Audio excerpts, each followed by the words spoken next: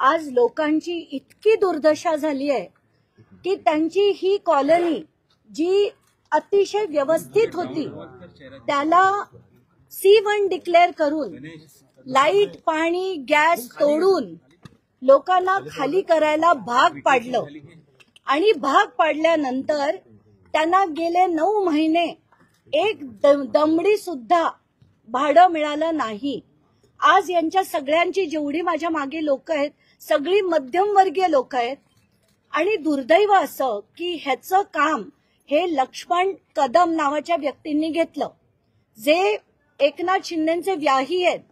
म्हणून मी एकनाथ शिंदेना एकदा नाही या विषयावर 3 वेळा भेटले, 2दा चर्चा केली, 2दा म्हणजे फोनवर चर्चा केली, असंख्य वेळा मेसेजेस केले आणि एवढं केल्यानंतर मला असं वाटत होतं की एकनाथ शिंदे त्याच्यावर नक्की कारवाई करतील। त्यांनी मला तसं आश्वासन पण दिलं होतं। पण एकीकडे ते एक वेगळे व्यक्ती आहेत पण त्यांचे व्याही जे आहेत ते अतिशय वेगळे आहेत आणि त्यांनी इथे या लोकांना त्रास देणं सुरूच ठेवलं। मी परवा ट्विट केलं की मी त्यांच्या विरोधात इथे जाऊन प्रेस कॉन्फरन्स घेईन, पत्रकार परिषद घेईन असं म्हटल्याबरोबर ताबडतोब त्यांनी इथे आज बँड बोलवला, बँड बाजा सुरू झाला आणि असं दाखवण्यात आलं की रिडेव्हलपमेंट आजपासून सुरू होत आहे।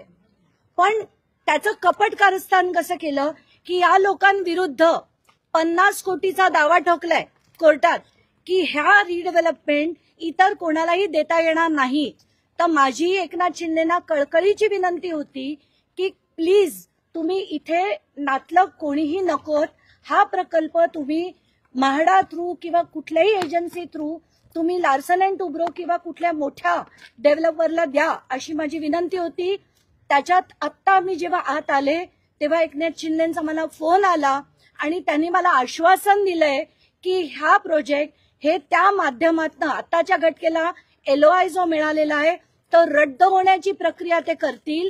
एवढंच नाही तर हा प्रकल्प ते कुठल्या मोठ्या बिल्डरला देईल। माझ्यावर विश्वास आहे ना तुझा असं त्यांनी मला विचारलं आणि खरोखर त्यांच्यावर विश्वास आहे आणि ते योग्य ते काम करतील अशी अपेक्षा आमची नक्कीच आहे।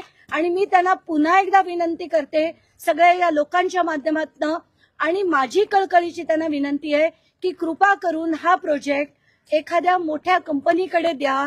कारण तुम्ही स्वतः आता शनिवारीच डिक्लेअर केलंय की रिडेव्हलपमेंट प्रोजेक्ट हे अडकतात, लोकांना भाडी मिळत नाहीत।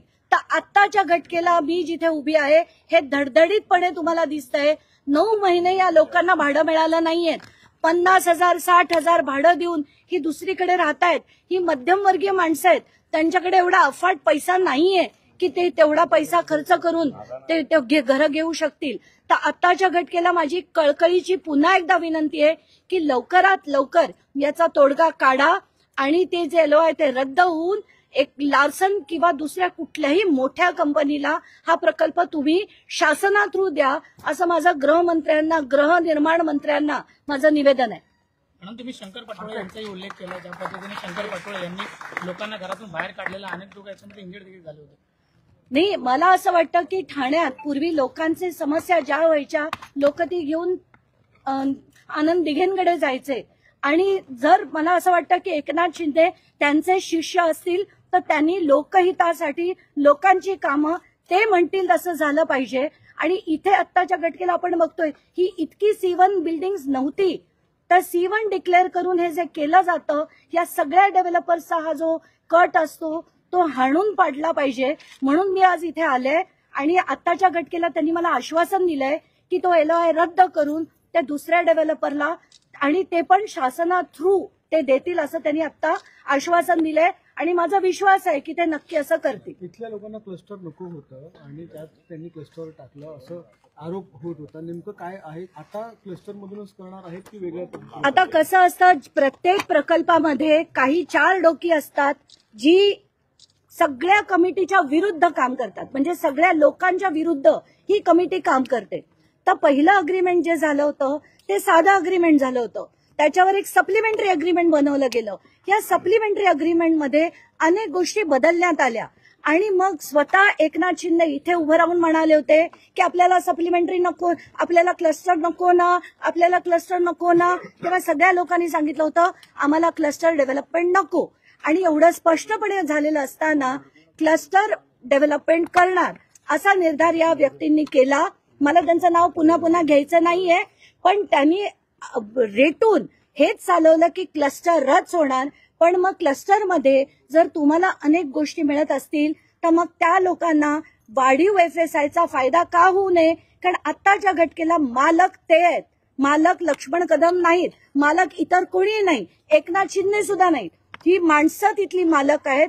आणि जर फायदा होत असेल तर सरकारच्या नियमाप्रमाणे हा फायदा हा नवीन येणारा डेव्हलपर आणि जुने लोक यांच्यामध्ये विभागला गेला पाहिजे.